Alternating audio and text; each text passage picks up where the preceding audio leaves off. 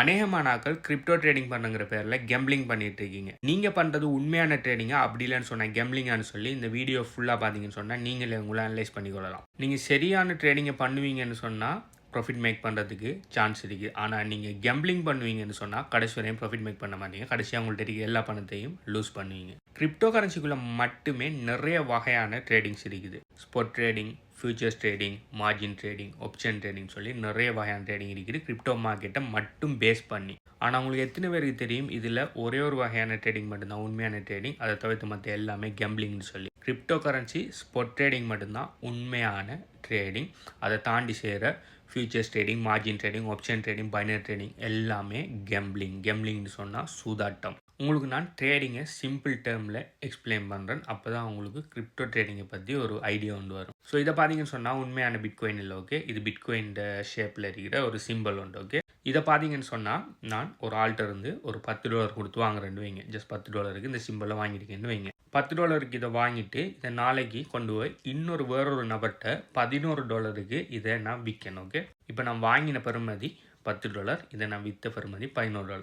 இப்போ நான் இதை வாங்குறதுக்கு முதல்ல என்கிட்ட இருந்த பணம் $10, இப்போ என்கிட்ட இருக்கிற பணம் $11. அப்போ ரெண்டு வித்தியாசத்தையும் பார்த்தீங்கன்னு சொன்னால் +$1 எனக்கு கூடி இருக்குது. ஓகே, அப்போ $1 ப்ராஃபிட். இங்கே எக்ஸ்சேஞ்ச் பண்ணப்பட்டது என்னன்னா என்கிட்ட இருக்கிற $டாலரை நான் இந்த சிம்பிளோட எக்ஸ்சேஞ்ச் பண்ணி அதுக்கு பிறகு திரும்ப $டாலரை திரும்ப என்கிட்ட இருக்கிற இந்த சிம்பிளோட எக்ஸ்சேஞ்ச் பண்ணி திரும்ப $டாலரை நான் வாங்கி எடுத்தேன். இப்படி ஒரு வகையான பொருளும் இன்னொரு வகையான பொருளும் எக்ஸ்சேஞ்ச் பண்ணுறது தான் உண்மையாக ட்ரேடிங்னு சொல்லுவாங்க. அதில் ரெண்டு பொருளையும் நீங்கள் எக்ஸ்சேஞ்ச் பண்ணலாம். அப்படி இல்லாட்டி ஒரு பொருளுக்கு ஏதாவது ஒரு கரன்சியை அப்படி ஒரு விஷயத்தை கூட நீங்கள் எக்ஸ்சேஞ்ச் பண்ணலாம். ஸோ இந்த எக்ஸ்சேஞ்சில் நடக்கக்குள்ளே எப்பயுமே ப்ராஃபிட்டில் தான் அந்த எக்ஸ்சேஞ்ச் முடியும்னு சொல்ல முடியாது. ஓகே, இப்போ நான் இதை $10 வாங்கி இன்னொரு ஆள்கிட்ட இதை $9 நான் வித்திருப்பேன்னு சொன்னால் எனக்கு $1 நட்டம். ஸோ இதுதான் சிம்பிளாக ட்ரேடிங்கோட கன்செப்ட். இதை கிரிப்டோ கரன்சி மார்க்கெட்டில் ரெண்டு வகையான ட்ரேடிங் இருக்குது. ஸ்பாட் ட்ரேடிங்லேயும் ரெண்டு வகையான ட்ரேடிங் இருக்குது.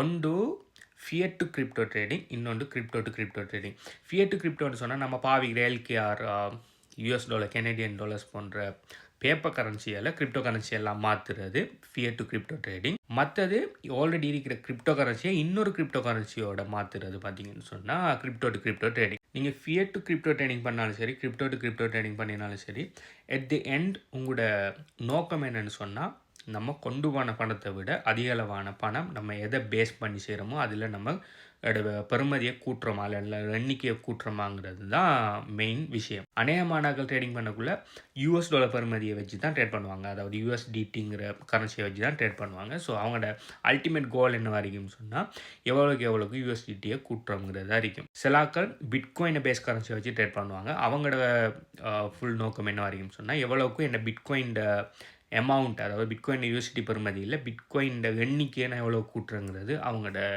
நோக்கமாக இருக்கும். இந்த ஸ்பாட் ட்ரேடிங் நீங்கள் கிரிப்டோ கரன்சியில் பண்ணக்குள்ளே நீங்கள் ஒரு பர்டிகுலர் கரன்சி ஒன்றை நீங்கள் வாங்கினா அந்த பர்டிகுலர் கரன்சி உங்களோட வாலெட்டில் இருக்கும். அந்த வாலெட்டில் இருக்கிற கரன்சியை நீங்கள் எங்கே வேணாலும் கொண்டு வரலாம். ஒரு ஹார்ட்வேர் வேர்ல்டு கொண்டு வரலாம், ஒரு சாஃப்ட்வேர் வேர்ல்டு கொண்டு வரலாம், என்ன வேணாலும் செய்யலாம். நீங்கள் ரியலான கரன்சியை வாங்குறீங்க. அதே மாதிரி நீங்கள் உங்களோட கரன்சியை நீங்கள் விற்கக்குள்ளே நீங்கள் உண்மையாக உங்கள்கிட்ட இருக்கிற கரன்சியை விற்றுட்டு நீங்கள் இன்னொரு கரன்சியை வாங்கிடுங்க. அப்படி இல்லாட்டி உங்களோட ஃபியட் கரன்சியை வாங்கிடுங்க. ஓகே, இது எல்லாமே ரியலாக ஸ்பாட்டில் நடக்கிறது அந்த ஸ்பாட் ட்ரேடிங். ஆனால் future trading, margin trading, option trading, binary ட்ரேடிங்லாம் பார்த்தீங்கன்னு சொன்னால் அதுலேயும் ட்ரேடிங் பண்ணுறதா சொல்லுவாங்க, அதுலேயும் பை செல் பண்ணுறதா சொல்லுவாங்க. ஆனால் உண்மையாக அதுலாம் ட்ரேடிங் பண்ணுறதும் இல்லை, பை செல் பண்ணுறதும் இல்லை. ஓகே, அந்த கிரிப்டோ கரன்சி மார்க்கெட் மாதிரி கிராஃப்ஸுகளில் மேலே போகுமா கீழே வருமானு சொல்லி பெட் கட்டுற விஷயந்தான் இந்த ஸ்பாட் ட்ரேடிங்கை தவிர மற்ற எல்லா ட்ரேடிங்லேயும் நடந்துகிட்டு இருக்குது. அந்த ட்ரேடிங்லாம் நீங்கள் future trading, margin trading, option trading, binary ட்ரேடிங்லாம் நீங்கள் உண்மையான கிரிப்டோ கரன்சியை வாங்கவும் இல்லை, உண்மையான கிரிப்டோ கரன்சியை நீங்கள் செல் பண்ணவும் இல்லை.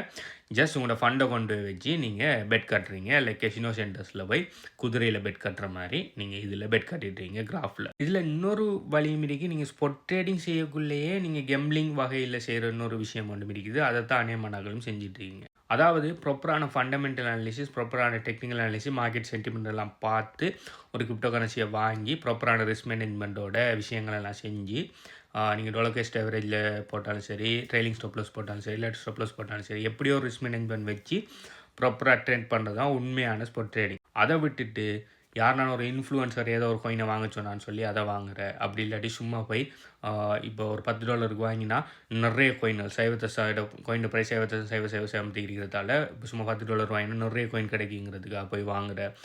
சும்மா ஹைப்பில் யாருனானே இப்போ ஈலான் மாஸ்க் டொஜ்ஜை பற்றி கழிச்சா டொஜ் காயின் மேலே போகும்னு சொல்லி ஒரு சும்மா நம்பிக்கையில் மீம் காயினில் போய் வாங்குற. இப்படியான விஷயங்கள் நீங்கள் செய்வீங்கன்னு சொன்னால் நீங்கள் ஈவன் தோ ஸ்பொட்டில் நீங்கள் அந்த கிரிப்டோ வாங்கியிருந்தாலும் நீங்கள் பியூராக செய்கிறது கேம்பிளிங் தான். இப்படி ப்ராப்பரான ஃபண்டமெண்டல் டெக்னிக்கல் அனாலிசிஸ் இல்லாமல் ஹைப்லேயோ அப்படி இன்னொரு ஆள் சொல்கிறதுக்காகவோ நீங்கள் கிரிப்டோவில் இன்வெஸ்ட் பண்ண போனீங்கன்னா நீங்கள் கேம்பிளிங் தான் பண்ணுறீங்க. கேம்பிளிங் பண்ணினா என்ன நடக்கும்னு சொல்லி உங்களுக்கே தெரியும். நீங்கள் உங்களோட பணத்தை எல்லாத்தையுமே லாஸ் பண்ணுவீங்க. ஸோ அதனால் கிரிப்டோ ட்ரேடிங் பண்ணுறதா இருந்தால் ப்ராப்பராக fundamental analysis, technical analysis, market sentiment எல்லாம் பார்த்து படித்து ப்ராக்டிஸ் பண்ணி ஸ்பாட் மார்க்கெட்டில் மட்டும் trading பண்ணிக்கொள்ளுங்கள்.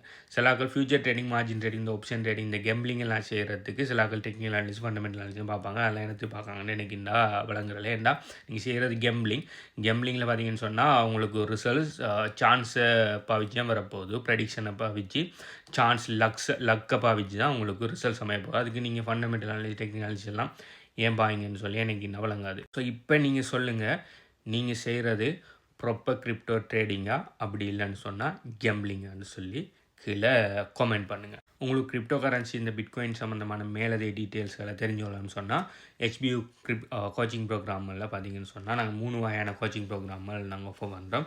Bitcoin harvest system, crypto currency coaching program plus trading board coaching ப்ரோக்ராம்னு சொல்லி. ஸோ ஒவ்வொன்றிலையும் ஒரு விதமான விஷயங்களை சொல்லிக் கொடுக்கும். இதில் ஏதாவது ஒரு விஷயம் வந்து உங்களுக்கு தெரிய வேணும், இதில் சம்மந்தமான டீட்டெயில்ஸ் என்ன வேணும்னு சொன்னால் நீங்கள் இந்த வீடியோ பார்க்குற டைம் இந்த வீடியோக்கு எத்தனை லைக் இருக்கிறதுக்குள்ள கமெண்ட் பண்ணுங்கள். இதெல்லாம் எங்கே எடுக்கிறேன்னு சொல்லி மேலே டீட்டெயில்ஸ் தரோம். பை.